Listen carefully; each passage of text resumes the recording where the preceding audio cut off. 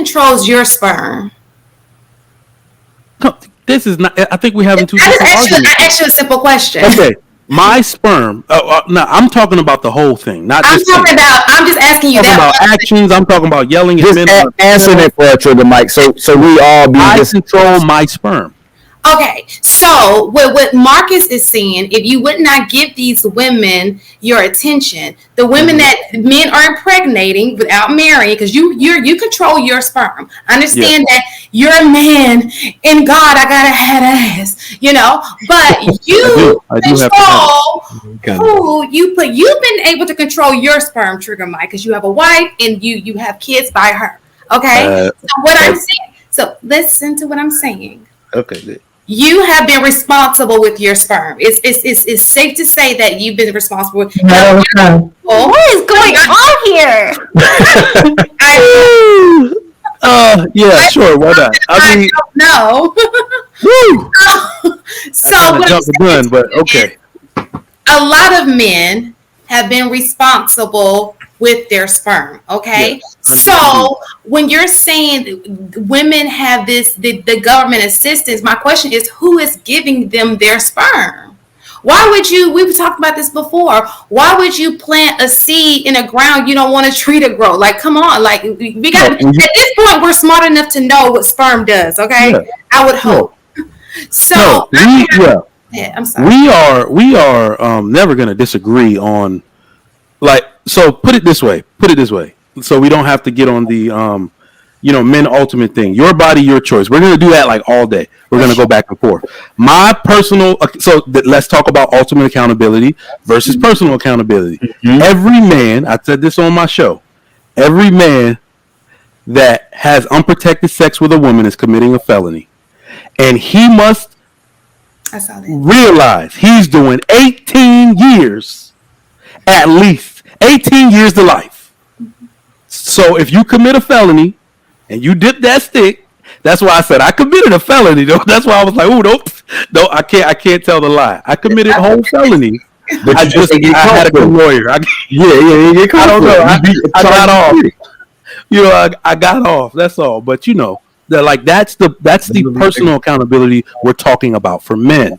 Men have to take personal accountability by taking care of the kid because they committed the felony and put the control in the women's hands. I don't think men really debate that amongst ourselves. We don't debate that. We take care of the kid. That's what no. Yeah. So statistics show, and we can put this in the backlog. If you're speaking of child support, is that what you're speaking of as well? No, I think the child support thing is so muddled now. Like we got so many different ways to talk about it. I'm talking about time, attention, picking up the kid for visitation, attending birthdays, all of that stuff. Like, I really hope whenever we actually need to play down the child support argument, because when we talk about supporting kids, being there for them, rearing them for them to become productive, functional adults, child support is the last thing in the conversation. If you really want to that most people are getting that attention. Actually, the stats say that yes, they are. They actually are. The stats say that like fathers don't miss the fathers that are present. They pay their child support on time. What is it? More than like 67% or something. Pay their child support on time and in full. Spend more time, black men spend more time with the kid. Take them for more weekends, holidays. No disputes. It's only the stuff that ends up in the court that we really know about, right? So. I think I will say, and I'm probably going to get heat for this, but I honestly don't care. And this is kind of hitting home. Like, I've experienced this, or at least talking to some family over the weekend. But I also think that, so men are, how do I phrase this? They're penalized if they don't pay child support. I think women should be, and again, you can't hold them accountable. You can't punish them for this, because honestly, I don't want the state any more involved in our business than they already are.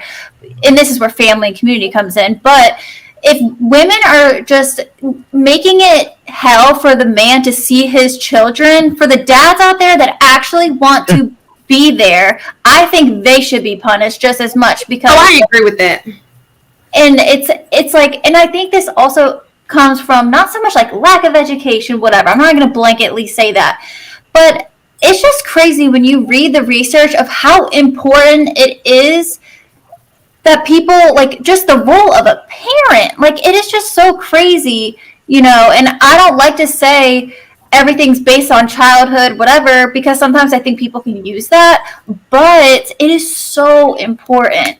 And I just don't think people consider that when they're being irresponsible with their womb and with their penis. Okay, sorry, go ahead. Yeah. Well, I definitely think it speaks to the bigger problem. Because when people say they want fixes for this particular issue, they go about it the entire wrong way. Every time we talk, we're talking to men. Put it in your pants. Practice D-discipline. Right. I keep telling y'all that has never existed. There has been no society that has kept a civilized order of family type of doctrine without limitations to the women. It is like literally, you restrict access to the men and nothing happens. The society is back in order. You take away the buyers from the drug dealers and it stops happening. Because this is the thing. Why are we always talking about the 50% of people that get divorced, the 20% of men that women want that impregnate everybody, but we never give any kudos to the men who just handle their business, take care of their families. Clap it up for them. Because if we don't realize, let's say in the black community, black women have twice as many kids as black men do. How did that happen? That's not true. It's the men. It's those little dudes that won't get in line that go out and impregnate. They fall into little groups and impregnate and spoil the whole bunch.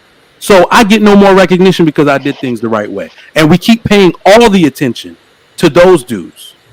No, go ahead, Enos. So I can't believe I'm doing this, but I want to reinforce the point that Trigger Mike is making, right? Like, there was a time where women, it was like a common conversation about women who were trapping men with babies. Yeah. Right? And now we only talk about it for like the elite athlete, right? We don't talk about it for like the regular average Joe. And we've totally just like swiped that away, decided not to talk about it. It sits in a back corner, as if it's not still happening. So yes, there are men that are still practicing or attempting to practice some level of restraint. And there are women that are manipulating the situation to still, because they think that that's going to keep that man in that relationship. So I think that if it's not going both ways, we're just going to continue to see this problem grow and grow. We can ask the men to practice stick discipline or de-discipline.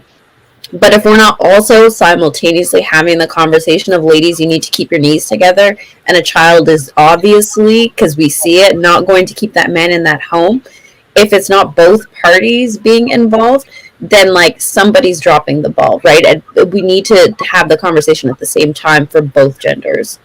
You know, it's so funny. I used to end every show saying, ladies, close your legs. And I'm going to go back to saying, ladies.